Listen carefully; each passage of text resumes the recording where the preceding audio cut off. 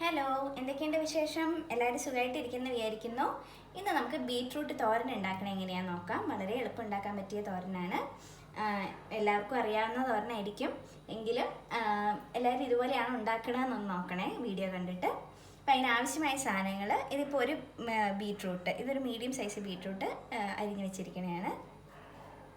തേങ്ങ 1 കപ്പ്, സവാള 1 കപ്പ്, ഒരു സവാള, പച്ചമുളക് 1 ഞാൻ നിങ്ങളുടെ എരിവിനനുസരിച്ചിട്ട് എടുക്കാം.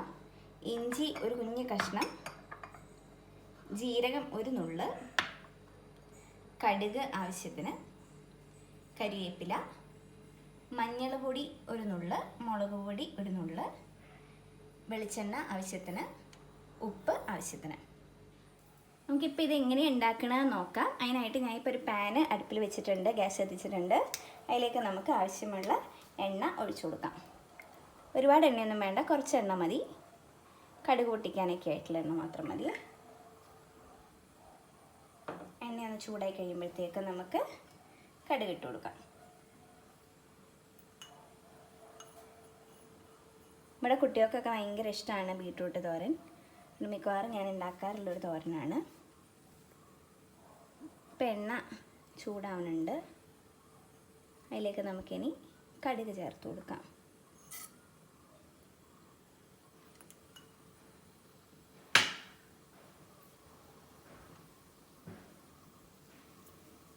കടുക് പൊട്ടട്ടെ കേട്ടോ.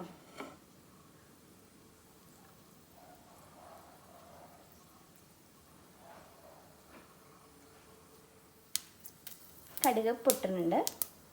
കടുക് പൊട്ടിക്കഴിയുമ്പോഴത്തേക്കും നമുക്ക് ജീരകം, ഞാൻ തീ കുറച്ച് വെച്ചിരിക്കുകയാണേ, ജീരകം ചേർത്ത് കൊടുക്കാം.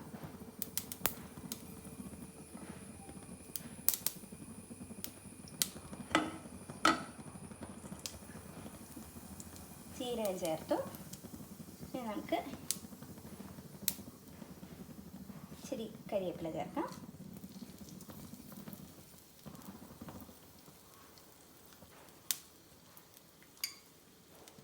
ഇഞ്ചി,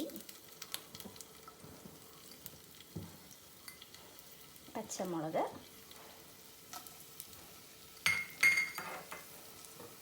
ജസ്റ്റ് ഒന്ന് കട്ട് ചെയ്ത് കൊടുക്കാം.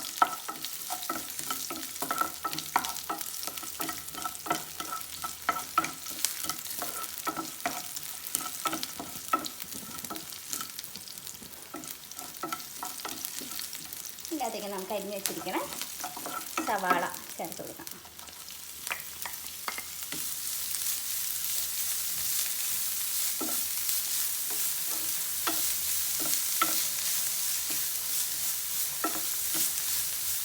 സവാള ഒരുപാട് ഗോൾഡൻ ബ്രൗൺ ഒന്നും ആവണ്ട, ജസ്റ്റ് ഒന്ന് വാടി വന്നാൽ മതി.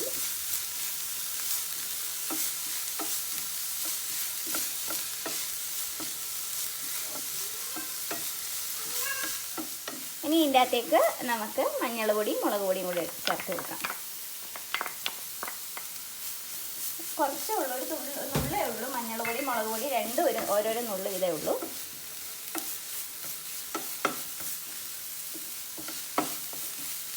മഞ്ഞളൊന്ന് മാടി കഴിയുമ്പോഴത്തേക്ക് നമുക്ക് ബീട്രൂട്ട് ചേർത്ത് കൊടുക്കാം.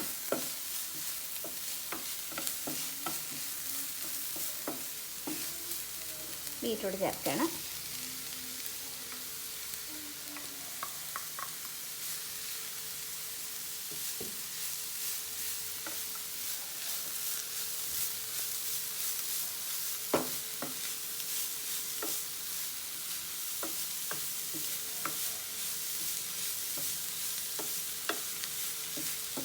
നന്നായിട്ടൊന്ന് മിക്സ് ചെയ്തിട്ട് നമുക്ക് അടച്ച് വെച്ച് ബീട്രൂട്ട് വേവിച്ചെടുക്കാം. വേറെ വെള്ളമൊന്നും ചേർക്കണ്ട, ബീട്രൂട്ടിൻ്റെ അകത്തുള്ള വെള്ളം തന്നെ മതിയാകും ഇത് വേവാനായിട്ട്.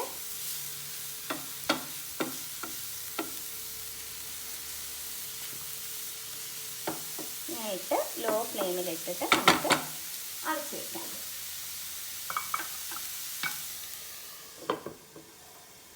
ലോ ഫ്ലെയിമിലിട്ടിട്ടുണ്ട്, നമുക്ക് അടച്ച് വെച്ചേക്കാം. ഇപ്പം നമ്മുടെ ബീട്രൂട്ട് വെന്തിട്ടുണ്ട്. ഇനി നമുക്ക് ഇതിൻ്റെ അകത്തേക്ക് തേങ്ങ ചിരകി വെച്ചിരിക്കണം ചേർത്ത് കൊടുക്കാം. ഈ ചേർത്തിട്ട് നമുക്ക് ജസ്റ്റ് ഒന്ന് മിക്സ് ചെയ്യണം. ജസ്റ്റ് ഒന്ന് മിക്സ് ചെയ്തിട്ട് നമുക്ക് അങ്ങനെ അടച്ച് വയ്ക്കാം. അത് ഒത്തിരി വേവിക്കാൻ നിൽക്കണ്ട. ഇത് അടച്ചു വെച്ച് കഴിയുമ്പോൾ ഇതിൻ്റെ ആവിയിലിരുന്ന് തന്നെ ഈ തേങ്ങ വെന്തോളും. നമുക്ക് ഇത് അടച്ചു വെച്ച് കൊടുത്തേക്കാം. എന്നിട്ട് ഗ്യാസ് ഓഫ് ചെയ്യാം. നമുക്ക് ഇതിലേക്ക് ആവശ്യത്തിനുള്ള ഉപ്പും കൂടെ ചേർത്ത് കൊടുക്കാവേ.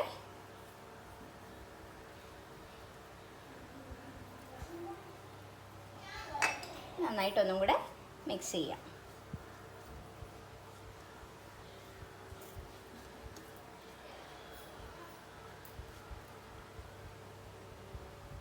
അങ്ങനെ നമ്മുടെ വളരെ ടേസ്റ്റി ആയിട്ടുള്ള ബീട്രൂട്ട് തോരൻ റെഡി ആയിരിക്കുകയാണ്.